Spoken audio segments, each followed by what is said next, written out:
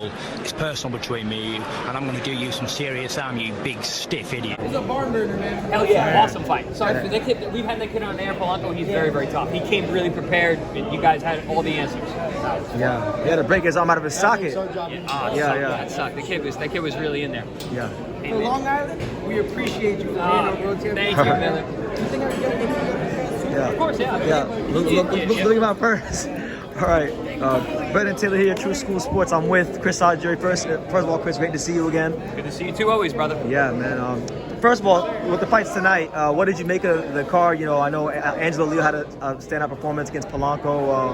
What did you think of the whole card? I mean, listen, we're knocking them out of the park every 2 weeks here at Pro Box TV. We got the best matchups. I always say we have 2 main events every night, sometimes 3. How good the fights are. But, you know, the co-feature was Angelo Leo, who had a standout performance. One of the highest level guys that we've had on our air. Former world champion. He's only got 1 loss. He lost to Stephen Fulton. I mean, come on. But he looked fantastic tonight. Can't wait for him to be back in the ring. Hopefully, this is going to be the start of him staying busy. Yes. He was out of the ring for, I think, over 2 years. A guy like that who's that good, he needs to be active. Boxing needs more fighters like that. Absolutely. And featherweight's becoming a very hot division. Yep. You know, how do you feel maybe about not just Angelo in the featherweight division, but the featherweight division going into 2024? Yeah, I mean, 26 and 30 are really exciting. We're seeing, you know, guys like Navarrete who are moving up, putting on great fights. Valdez is up there. Then we got 30 super tough too.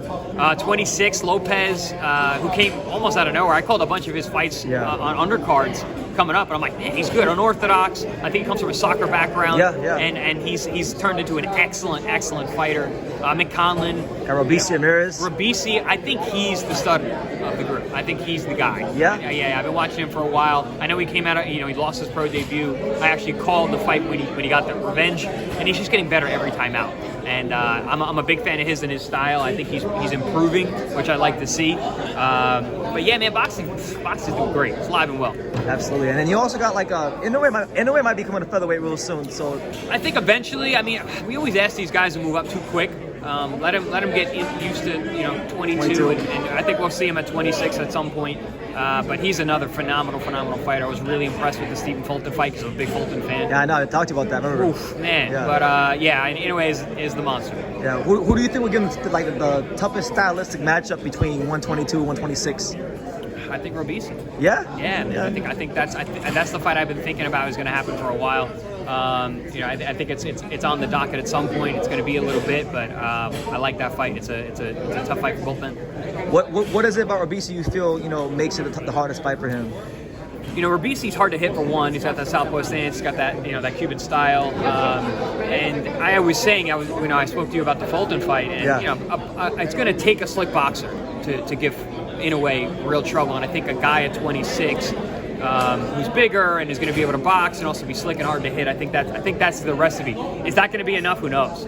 I mean, Inoue, he's one of my favorite fighters today. Very difficult style to beat. Does everything well. Technically super sound. Technically perfect. He's got a great jab, which he showed in the Fulton fight. So, interesting matchups for Inoue wherever he decides to go. Okay. I know the fight I've heard you guys talk about on the Pro Box channel a lot is that whole Andre Benavidez fight. Oh, I'm excited about that one. I think that's my favorite fight for the rest of the year. Yeah, that's the fight. That's the fight. I think what's left on our calendar. Really looking forward to that one. Boo Boo's my guy. He's tricky. He's a two-division undefeated world champion. We don't have many of those. And David Benavidez, what a monster. He's such a difficult guy to deal with. Those tons of punches. He's got good power. He's another guy who's getting better all the time too. He's still so young. That's a fight. Yeah. What do you like? What do you think about? How do you feel Benavidez is going to adjust to the awkward style of Andre? The thing about Benavidez is he's got a fantastic jab, and I think it's very underrated. I don't know if people really think about him as a jabber, but he's got really excellent jab. It's very quick. There's no fat on the punch. He just gets there, and it's really tricky. I think if he can find that jab early with Andre, which is no easy task, I think that he'll have success that night. But also the pressure he builds. The last quarter of that fight, I think, is going to be really where it separates. Who's going to win that fight? Yeah, it'll come out of the legs. Who has the stronger legs? Who's stronger down the stretch? Absolutely. I know out there in Saudi They had the whole Beterbiev and Bivol face-off recently. Love that fight. That to me is like a true 50-50. I don't really say that about many fights, but how do you see that one? You know? I got Bivol. I think his style is so difficult to deal with. He doesn't get hit much. And listen, the more time passes, the older Beterbiev gets. Yeah. I think he's 40 now, or he's 39. I think he's pushing 39, 40, something yeah, like he's that. around. He's my age. Yeah, I don't know. I mean, I know he lives a very clean lifestyle. He stays in the gym, but he just got a bad jaw infection. That could affect him too.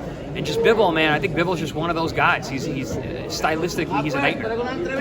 Okay. Well, Chris, I don't hold you much longer, but is there any final message you want to give to the boxing world about Pro Box or what you got going on? Man, if you're not watching these fights on Wednesday, I don't know what you're doing. If you're a boxing fan, 'cause these fights are awesome every 2 weeks. Yeah. So make sure you guys are tuning in Pro Box TV. All right, thank you, Chris. Thank you for watching another video on the Untouchable True Street Sports Empire. We're here at the Hatanaka Boxing Gym in Nagoya, Japan.